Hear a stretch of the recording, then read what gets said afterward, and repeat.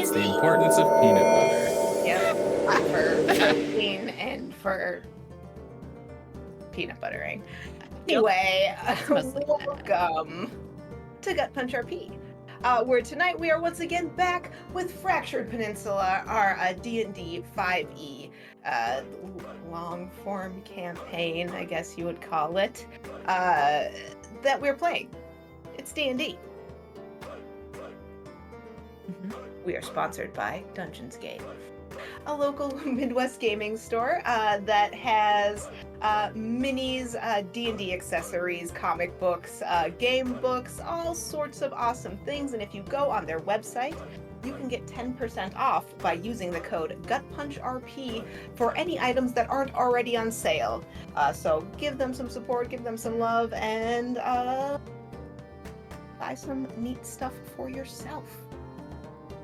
What else are we doing? We're doing charity. We are out here also giving away a balloon, much like this one.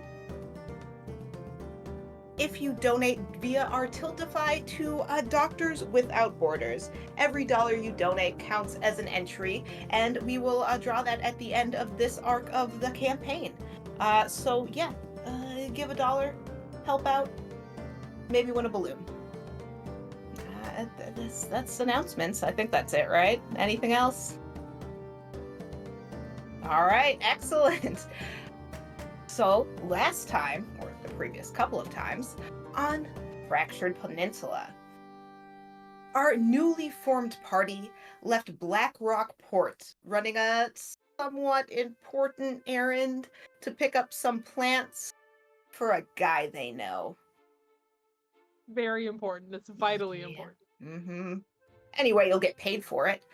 So you are on the road. You're having an okay time, aside from being attacked by vines and bats and some bandits who didn't know the awful things that were about to happen to them.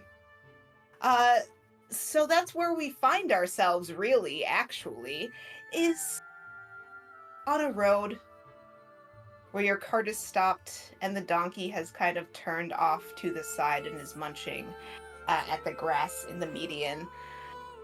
There's a strong line of dark clouds off to one side and a rivulet of smoke rising a little bit ahead of you in the distance. And I believe Rain is standing over our wizard that we stopped. Our wizard who is doing that weird double breathing sobbing thing and has piddled himself.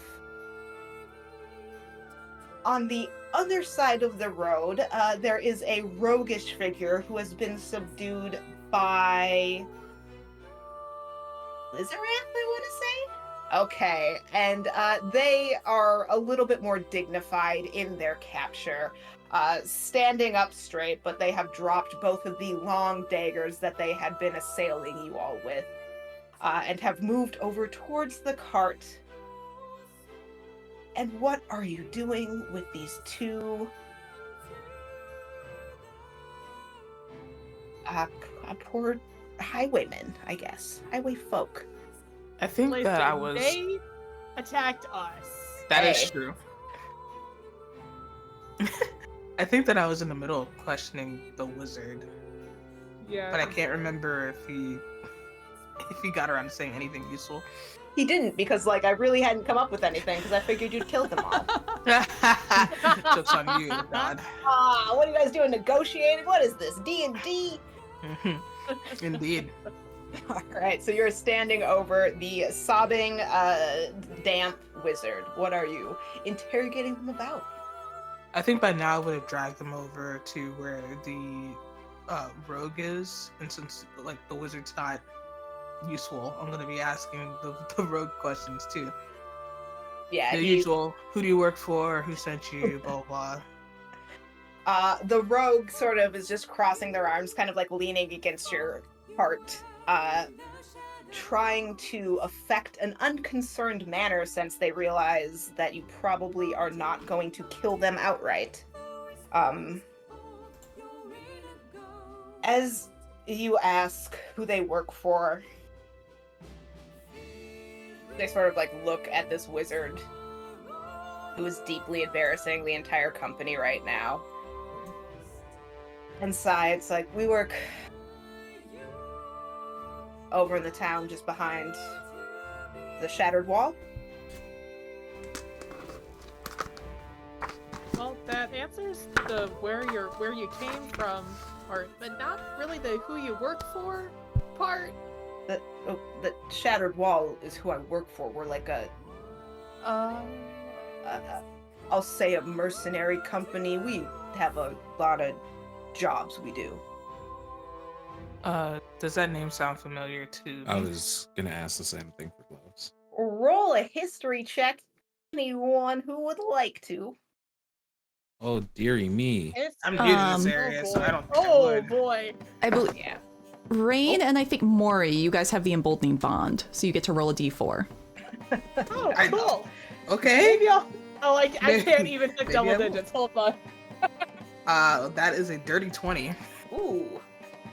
I Thanks got for a that, 7. It's a 14 for gloves. All right. If you got above 15, which is just Rain, correct? All Mhm. right. Rain, in the readings that you have done in your training, you have read very generally of Malvar and the companies within it. The Shattered Wall is one of the earliest mercenary halls, thieves guilds, kind of whatever you want to call it at the time of writing the book about it. That was part of the city. They kind of sprung up at a time when Malvar was a very small mining town, and now it has kind of moved away from that, and they have just managed to hang on as other guilds and stuff have fallen away. So they're just a very old and established guild, but rather small in a somewhat small city.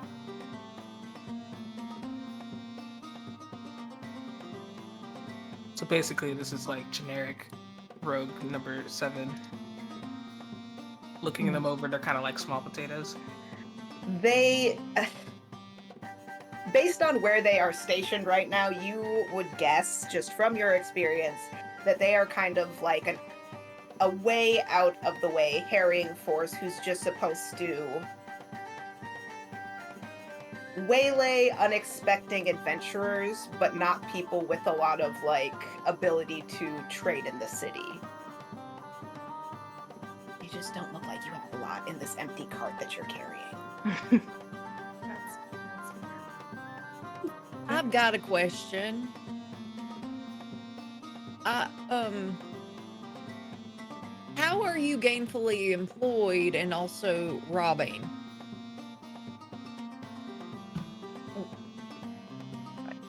You said this is a job, so I assume that you are gainfully employed. I mean, you're gainfully employed now. You're murdering people, so I mean, what are we talking about? No, we are on the road traveling and you attacked us. And you killed Greg, so what's your I mean, job? To be fair, I would assume that somebody who was capable of being gainfully employed could block.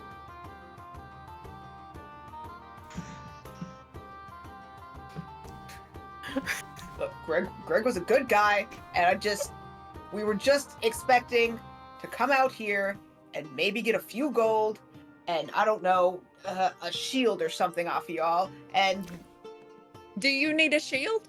no, I don't And then fucking she, need like, a shield. She Don't starts like give him taking. shield. Don't give him him shield. I Um, am sorry about Greg, by the way. Sorry. That was me. That's sorry. Yeah, I was gonna say, point of order. Did we establish that this person was like dead? Or yeah, Triss is like at the body, like, I don't think I can save him, guys. It's Okay. like, I Yeah. kind of ripped Putting his throat out while I was wolfed out, so Okay. he's getting really cold. I don't think I can fix this. This is a lot to Glove undo. just pats on the shoulder I- and just shakes there's- her head like, there's She's like giving last rites, like, that's the move, I It's- think. it's Yeah. a- Yeah. Lady Temor gives bad fortune. Your luck ran out. Have better cards in the afterlife. Oh, brother. She's not very good at this, guys. The wizard is like sitting and has stopped like double breathing for a second and just looks vaguely confused.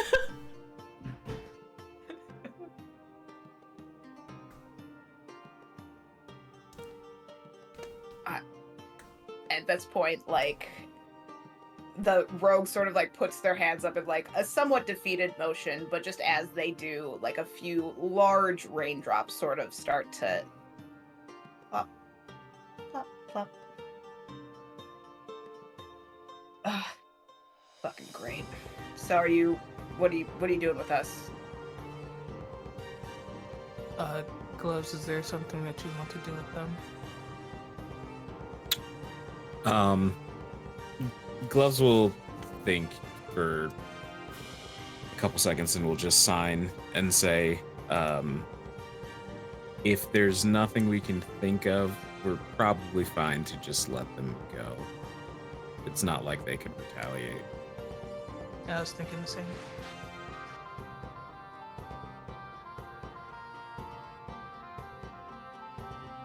I mean, could you help us get Greg back to the city? No. You attacked us, and you want us to help you get back to the city? I mean, you have an empty cart, and you... It's interesting. I didn't think that mercenaries like you cared that much. Her eyes sort of like narrow, and she's very much at this point like trying to look tough, like doing the thing where you like push your arm so you look like you have bigger muscles. Just like he's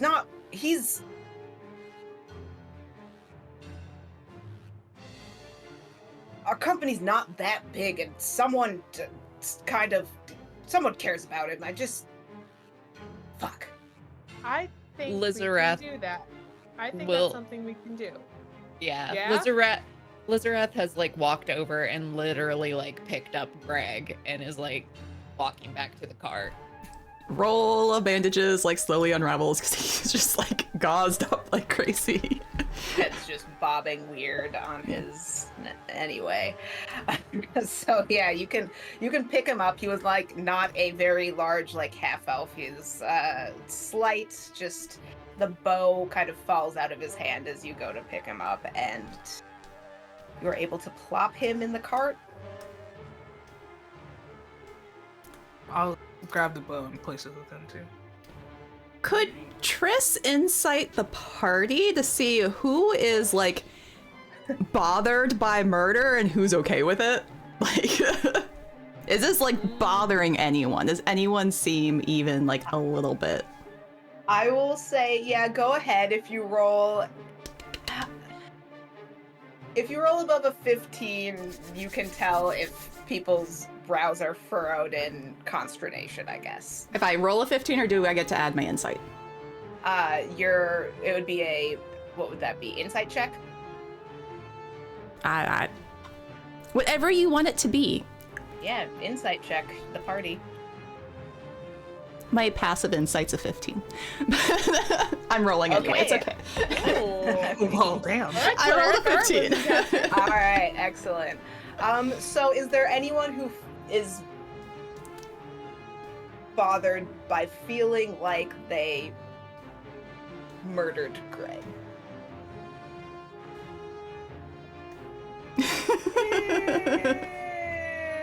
I think All right. maybe what you would get from Maury is kind of a like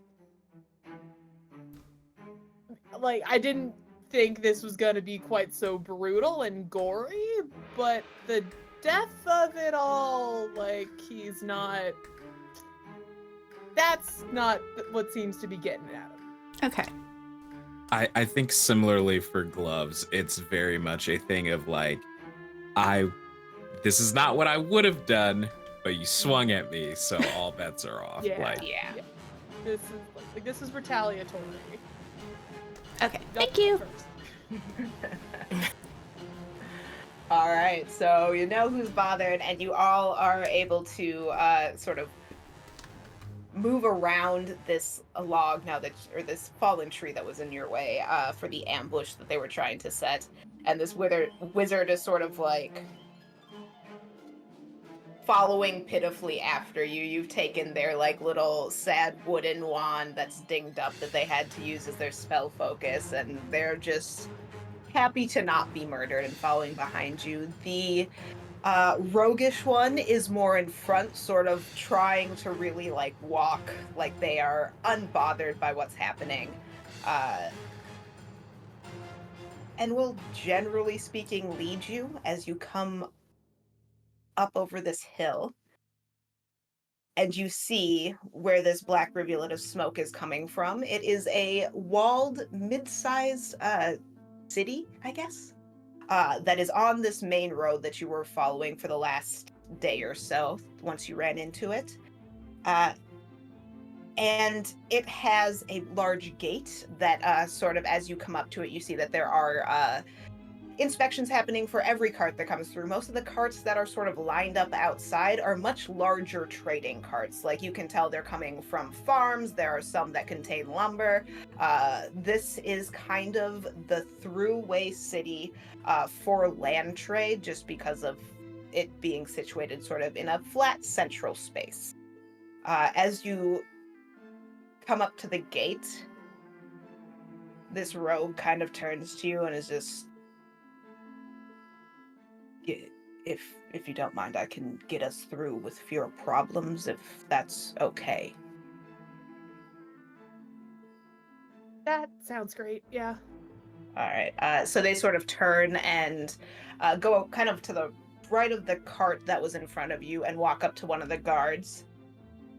And they're faced away from you, and they just sort of show the guard something, and there's clearly a couple of words that are exchanged, and then they put something in the guard's hand and start turning to walk back to you as the cart right in front of you begins to move through the gates. Okay. Does my understanding of thieves can't give me anything like odd about that interaction? Like, was there a signal of we've been captured that was passed between them, perhaps? And I would say definitely you could roll a perception check at advantage. Sure. Big clunky metal D20. I forgot this was the one for gloves. Perception. That's going to be a 21. All right. So just based on your general knowledge of the business, you would guess that just based on the interactions you've had with them, they're not like selling you out. These guards aren't probably on their side, but the guards aren't against them. So they were showing them a symbol or something and then probably paid them a few gold just to make sure it would make it smooth. Yes, exactly. Okay. So this rogue walks back to you and just kind of like nods from a few feet ahead of the donkey and motions you to come through the gate. And you come through the arched gates of the city of Malvar.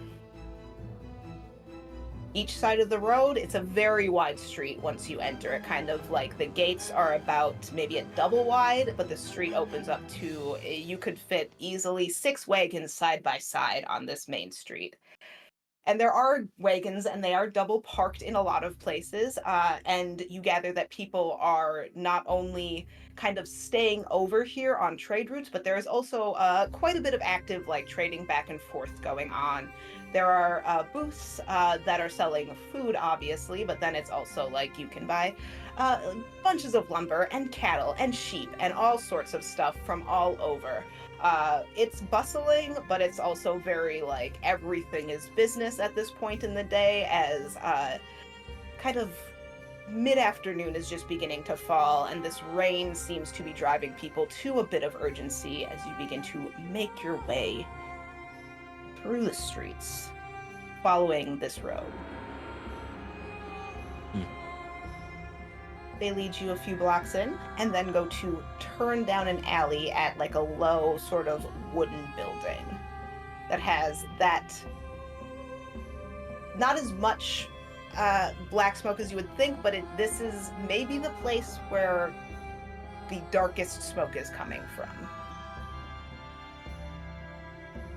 As we were walking there, was anyone like paying special attention to us? Roll me another perception check. It's just oops all perception checks. Maybe. I mean, that's just I don't 5e as know. a system, really. Yeah. Yeah. for real. Sorry, eh? And I have my episode title. Oops, all perception check. 16. All right. As you are looking out, there's not anyone looking at you particularly like oddly. There are some dude's legs kind of sticking off the back of your cart, so that every now and then gets a look for someone who catches it. But like, for the most part, a small cart pulled by a donkey is not getting many looks. As you are kind of continuing to walk on, led by this person, and you get closer to this alley they turn down, you do see a few, generally speaking, characters clad in dark clothes who seem to be leaning against buildings or in an alley or whatever, who do seem to, like, kind of catch your eye as someone on the lookout for bad actors. They don't really move. Do we They think track there's you. going to be a dress code here? Because they're all like wearing black. Oh no. I really hope not. I don't have much other clothes besides this. Same.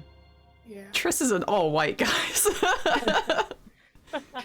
The most Bright Yeah, I was yellow gonna say, like- score. How dirty are your red clothes bare now, Trish, elbows. from going through the path? That all depends. Do you have prestidigitation? No. They're not great. Yeah, you're blending in, looking good. It's like a nice tan outfit now. There you go. Got the mud dress on. Yeah. It's gonna take so many washings to get clean. Right. But you all turn kind of, or you are led to turn down this alley by this rogue, who just kind of like stops about halfway down outside a door and just waits for a second.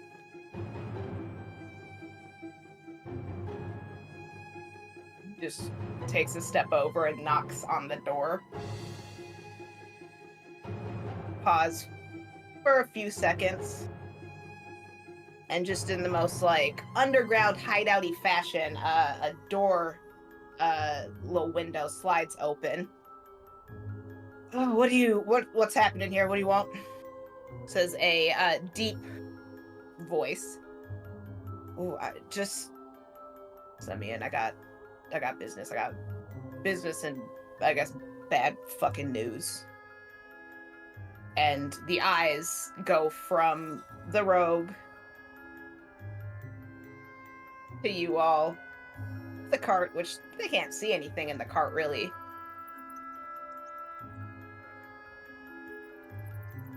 Ellen, this is the last fucking time. You better not be bringing trouble around here. And the rogue just kind of like looks down a little bit and like lets out a very deep, deep sigh. I mean, I'm bringing fucking trouble, I guess. Greg's dead. And, like...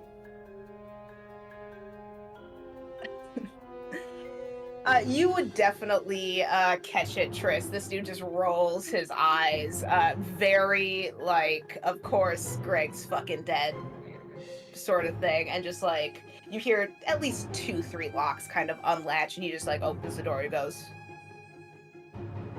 Oh, fuck.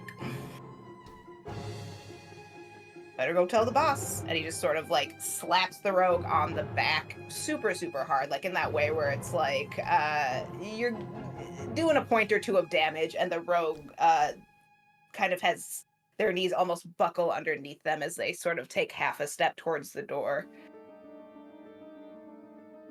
Looking back at you. And this tall figure is also looking at you with the insinuation that you're gonna go inside. Okay. Yep. I'll follow. Yeah. I don't want to get in trouble with these people. Triss just thinks this is a party, so unless someone stops her, she goes on like, yeah, let's go. Likewise. Yep.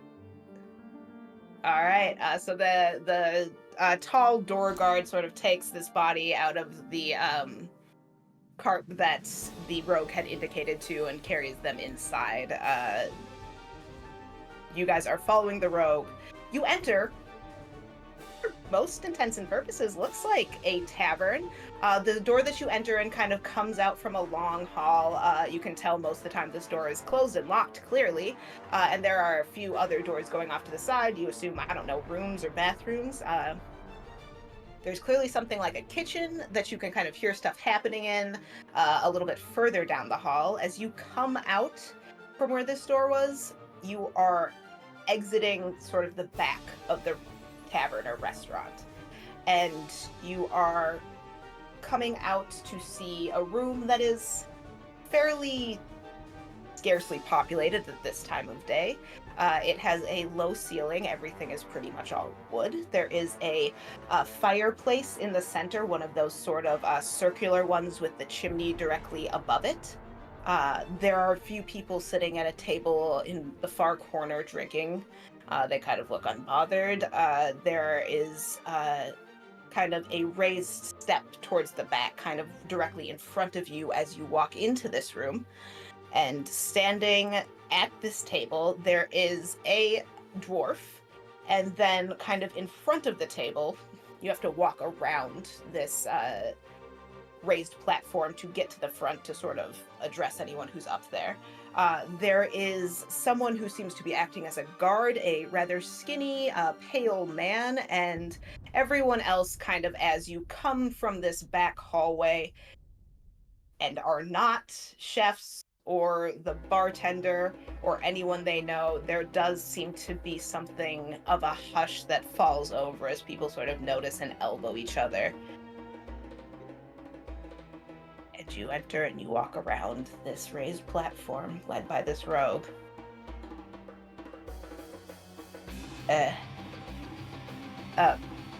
Bara, they say, kind of like from the bottom of the steps, a little bit in front of the guard, to the person that is on this raised platform. I got some news. Bara is leaning on this table. It pretty much is a table that, since they are dwarf, comes up to about their belly button, but they are holding some sort of roll of parchment open and examining it with their brow furrowed. They have hair that's like this very, very dark, almost blue-black, almost how they do it in like cartoons, and a very beautifully braided beard that also has like little pieces of jewelry and rings in it. They are wearing dark leathers that are very well made, but have definitely seen some use, and you see the handle of something like a short sword coming up over one of their shoulders as a dagger sits on one of their hips. And they sort of raise their eyes very slowly from whatever type of paper they're looking at on the desk. Look at the rogue. Alan. Did you mess up something real fucking simple again?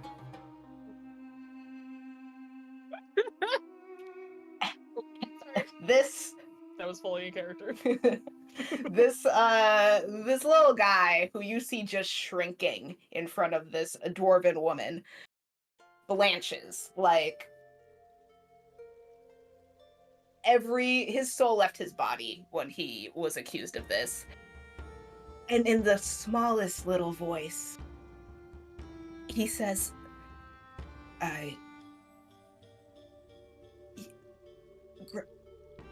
Greg's dead. And you just hear this like slow creaking of wood as this dwarf clearly grabs the edge of a table in the way that's very like detrimental to its form. I'm sorry. You got Greg killed. my fucking cousin. You had one goddamn job. You're supposed to sit on that road. And, like, very slowly, not from her hip, but from somewhere else entirely, a long knife kind of comes up and is just, like, scrapes against the table in that, like, very menacing metal sound and stabs directly into, like, just this big chunk of wood. She goes, you better have a real good fucking explanation of what happened. And just, at no point has she looked at any of you. The rogue goes, we would just do what you said. We were gonna, watch, make sure nothing happened.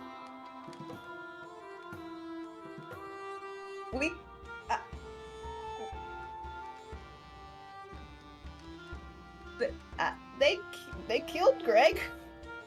At this point, this person is just like, I will do anything to be out of here. These are the bad guys. And just kind of tries to shrink. But, like, in the moment that they try to shrink away and kind of take a step back, the knife flicks out and absolutely stabs them directly in the foot.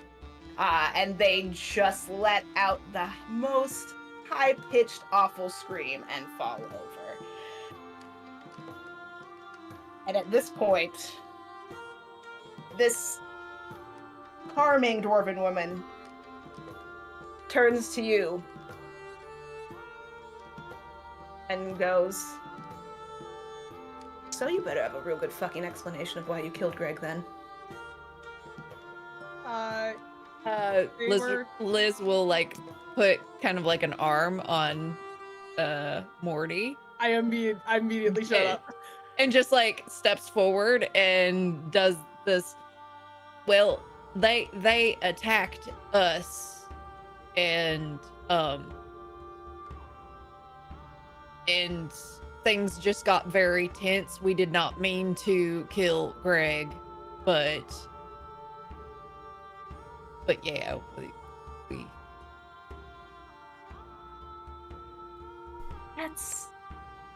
You didn't mean to kill him. We did try to save him. And yet, here he is. And I just want to know, with that blood on your hands, how are you gonna walk out of here? And at this point, you notice the bar has gone entirely fucking silent. I assumed I'd walk out of here on my feet. There's about a 3-second pause where you're hearing the fire crackle about 15 feet behind you. You're hearing a raccoon in the goddamn rafters doing something. And then she sort of just chortles at that. She goes, you got balls. I like you. As a matter of fact, I do not.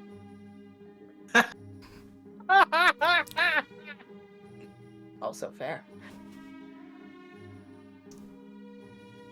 Here's what I'm saying. I gotta keep face. I can't let you walk out of here without doing something for me after the guards, the merchants, my own people saw you walk in here with a dead body. Well, technically, we did not walk in here with a dead body.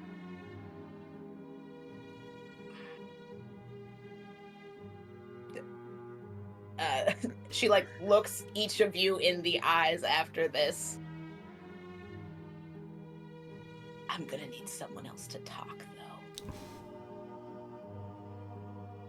My mom would say that too. Just like pawns back. Oh my goodness. The real question is, why did we have to come here in the first place? Guilty consciences, it seems like to me. No, not necessarily. Was trying to do your charges a favor by getting Greg back here. why this rogue decided to walk us into the office. I have no idea. We could have just delivered it and left. Well, Alan walking you into my office was the way that Alan didn't get offed. But there's a lot of us and just a few of you. Is there another way that we could get out of this and still be breathing? How many people did we pass on the way in here? You noticed at least 4 who were kind of stationed along the route. In this room, there is at least 7 people. And then you kind of also noticed that there was someone like outside the front door of this building that you didn't know that you were going to have to go into as you walked past. And Maury's question was, I'm sorry, what was it, Maury? Is there anything else we can do to get out of here and still be breathing when we do? What an auspiciously timed question. There is, and it was the job I was going to send my dear departed cousin on once they got back. It's simple. And you all seem hale. We're having a spot of trouble in our basement. What kind of trouble? Rats. Should seem like she's telling the truth. Yeah, Roll an insight check. check. this seems sus. Ooh. Hey, do we still have that, It goes 54? away after 10 minutes. Damn. Alright, I think it's passed, but I got a 19. Okay. okay. I got an 11. The way in which they say rats leads you to believe it is in fact not rats. Crazy. Have you, Wild. They're lying. have you considered a cat or 2? I mean, you all They- seem very capable of being cats. Like, What? to Gloves and Rain, Triss is just gonna be like very quiet, like, she's not talking about actual rats. There's something else down there. I figured, but thank you. Welcome. Marty, can you be a cat? I mean, well, okay. If I could, in theory, yeah. If this is how we get out of this, though, I'm down. I don't know about you all, but I like breathing, so. And on that note, as everyone has been like whispering and kind of leaning in, the people who were in the far corners of the bar have moved a table or 2 closer. Nosy. Is it like, so as far as the Open Palm Guild goes, because that's the guild that I hail from, correct? Yes. Is that something that I would like be able to name drop, or are we also on like the smaller side? I would say you're far enough apart in where you operate where it's unlikely that you would know about each other. Like, Sure. if you were bringing something to trade, it might get you a little further that you were part of a guild, but Mm-hmm. you just brought a dead guy. Okay, but there's nothing like necessarily taboo about conceptually name dropping the guild. Nope, there's a lot of guilds and most of them are not super duper evil, so. Gotcha. In which case, Gloves will extend a hand out to them and say, "The Open Palm repays its debts. I'll do it." And she sort of pauses for a second and looks you up and down, and then smiles, puts out her own hand and goes. And the broken wall appreciates it. Do you need a moment before you go take care of my rat problem, or are you all good? How many rats are there? Just a couple. But they're big. Mm-hmm. Cool. Any chance you could describe them?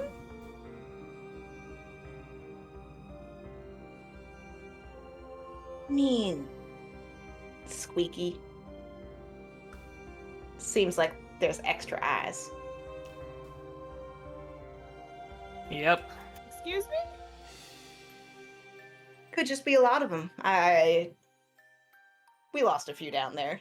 But it's also where we have our graveyard and our chapel. So you'd be doing us a great favor. Is there anything else down there we should, like... You wouldn't happen to have any inconveniently placed barrels of explosive if we happen to turn on a light and accidentally blow up the basement? Or any things that, like, if we were to touch them, we'd get into more trouble. Yeah. We don't store anything like that down there. Okay, that's good. At the mention of graveyard divine sense. Your divine sense comes up. It's just undead, correct?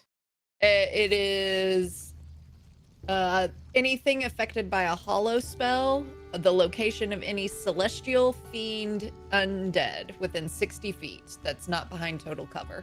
Yeah, you're not getting anything from in this room. The basement would be in total cover from where you are. Yeah. But like you're not getting anything from directly behind the door of maybe where the basement is. Okay. Door's not haunted. We're good. Yeah. But it's up for like 10 minutes, isn't it?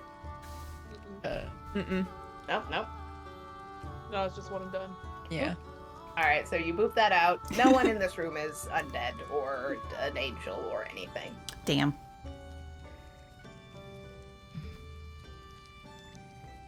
So they've shaken your hand. They sort of nod to the rest of you. And they lead you to a door that's kind of back the way you came and down another little side hallway and one more turn. And they open it. And it is the way a basement in a spooky ass old house is. Just a few stairs that you can see in the light, and then they fade into this darkness. And they sort of look at you and smile and go, "Good luck." And It's a very confident good luck. Thank you so much. And we'll take a break there so that we can murder you all on the backside. Crazy. Can't wait. Let's go. All right. And just everyone, put on extra deodorant, take off those sweaters, because we're coming back. Anyway, you know us so well. Right. So we're going to take just a quick 5-ish minute break right here while we set everything up for the basement. If you're on the YouTubes, we'll split this in half here, and you can catch the second half the next time it's posted. I don't have any set schedule. Schedule something. If you're joining us on Twitch, like I said, we'll just be back in a few minutes. We hope you stick around, and we will see you on the flip side.